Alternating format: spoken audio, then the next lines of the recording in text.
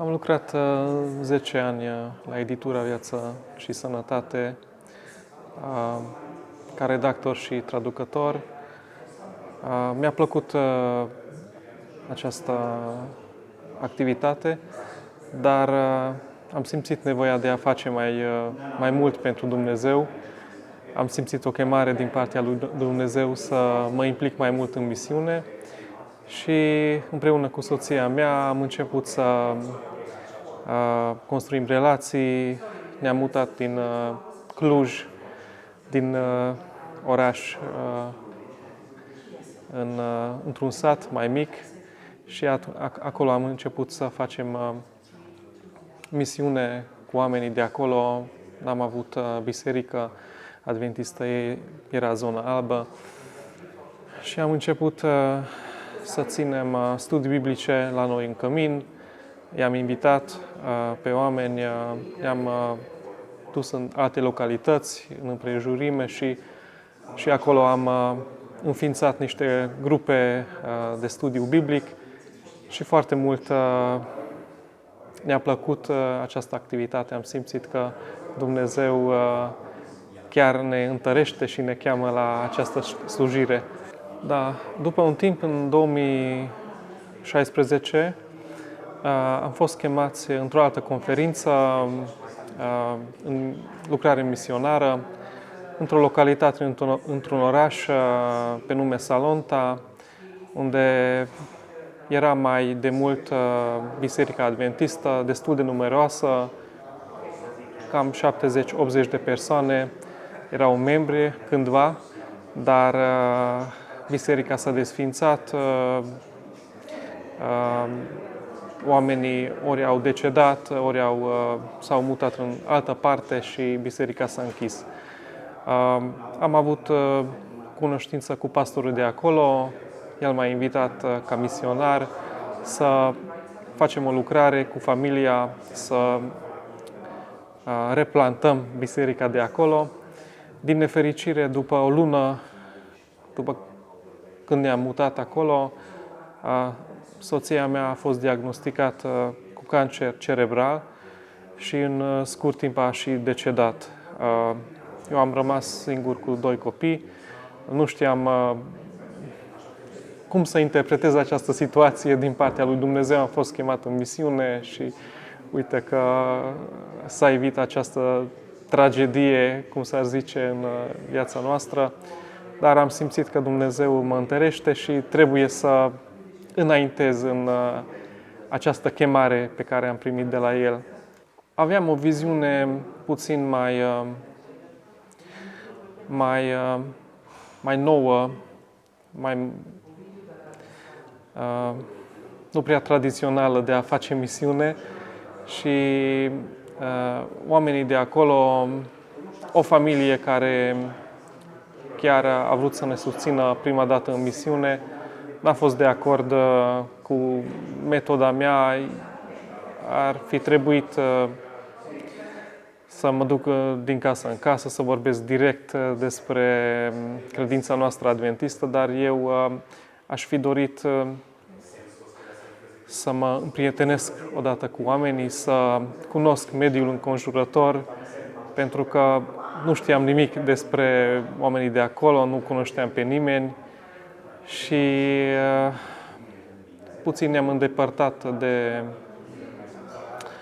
această familie și m-am simțit singur, m-am simțit fără ajutor, dar din fericire am avut un pastor care m-a susținut foarte mult acolo și îi mulțumesc lui Dumnezeu că l-am avut ca și mentor și până astăzi colaborăm foarte, foarte mult și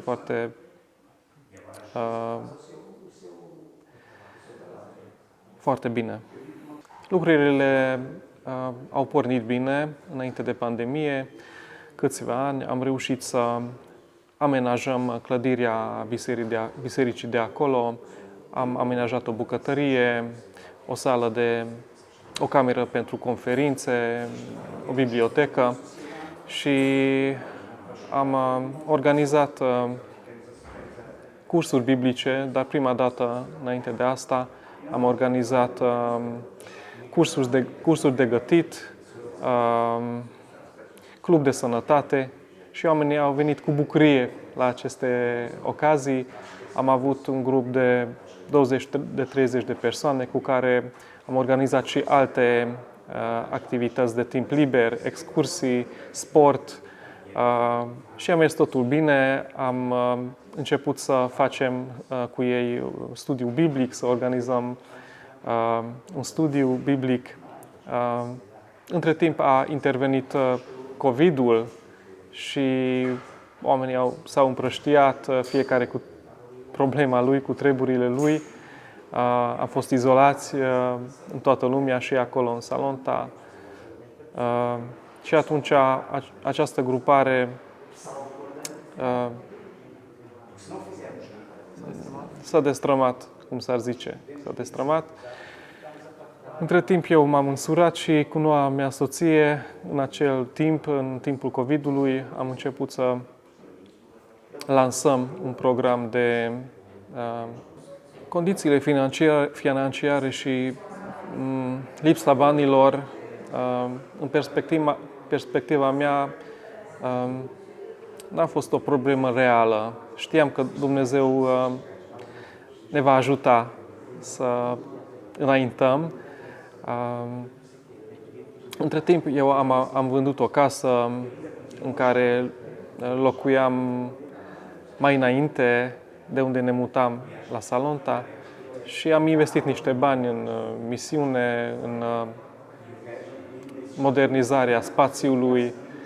Era un privilegiu pentru mine să fac acest lucru pentru lucrare și pentru slăvirea numelui lui Dumnezeu.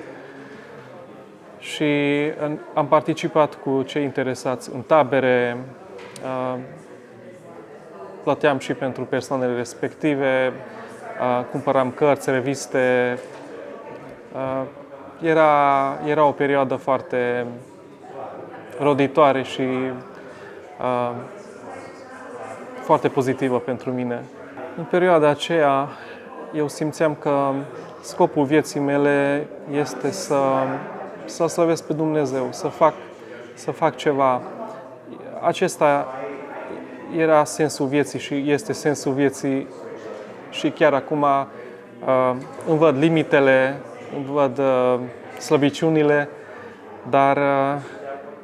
dar văd și puterea lui Dumnezeu și binecuvântarea Lui în aceste situații când puterea mea și posibilitățile mele sunt foarte limitate. În perioada pandemiei am cunoscut-o pe soția mea actuală, ne-am căsătorit și am început o viață nouă și ea s-a implicat în misiune. Mă ajută, suntem și colegi în această misiune.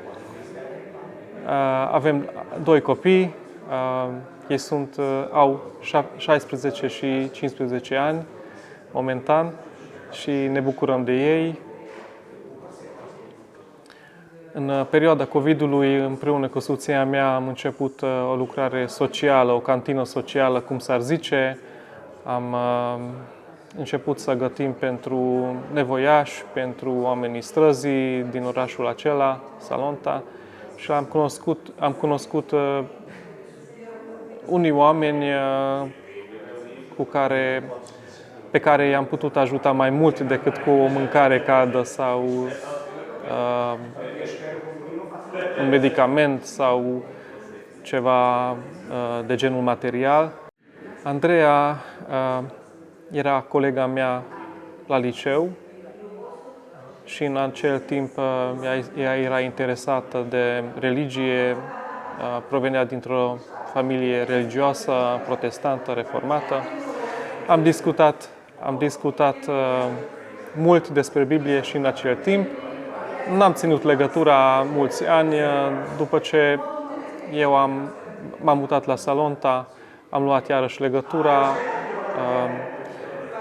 A început să pună întrebări legate de Biblie și am discutat mult despre învățăturile Bibliei, despre adevărurile, cum credem noi adventiștii. Avea prejudecăți, dar avea și o deschidere față de o înțelegere a lucrurilor și între timp ea a acceptat sabatul, a participat la tabere. Cred că ea ar putea să vorbească mai mult despre acest lucru, dar eu cred că nu a fost o decizie ușoară pentru ea.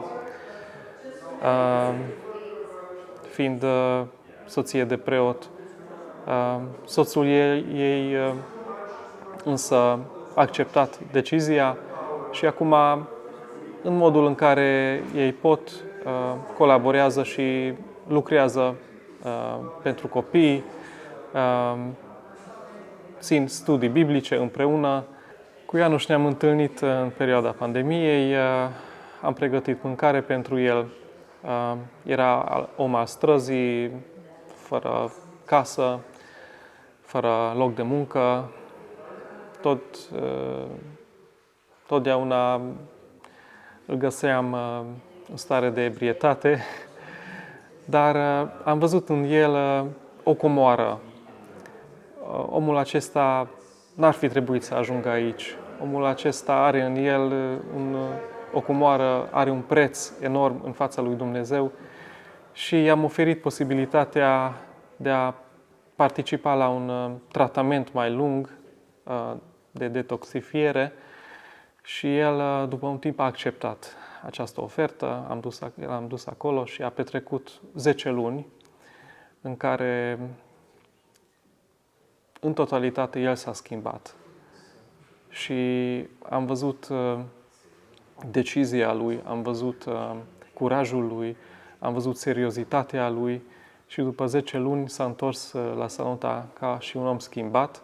Ținem legătura, el este prietenul nostru, în fiecare săptămână vorbim la telefon, mâncăm împreună și el s-a considerat ateu înainte de tratament, dar când a revenit, el și-a mărturisit credința în Dumnezeu.